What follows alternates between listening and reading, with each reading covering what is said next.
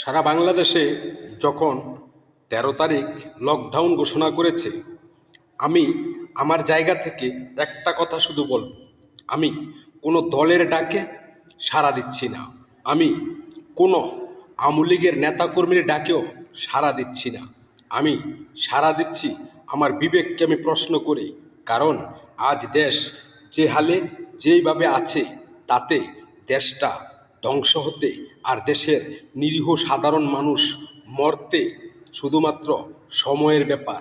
কিন্তু তা থেকে, এই ধাক্কা থেকে দেশকে বাঁচাতে হলে, দেশের মানুষকে বাঁচাতে হলে আপনাকে ঐক্যবদ্ধ হয়ে আপনাকে রাস্তায় নামতে হবে।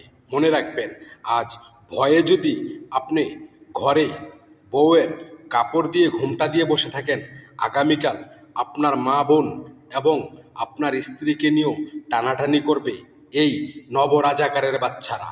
এজন্য সবাই, no Awami League, no BNP, no Jamaat, কোনো দল আমরা চিনি না। আমরা একটা চিনি, সেটা হচ্ছে আমার মাতৃভূমি। আর আমার মাতৃভূমিকে বাঁচাতে হলে ১৩ তারিখের এই লকডাউনকে আমরা সফল করব সমস্ত বাঙালি জাতি মিলে। এটাই হোক আমাদের প্রত্যেকের প্রত্যাশা, প্রত্যেকের দাবি। ১৩ তারিখ সারা বাংলাদেশ লকডাউন।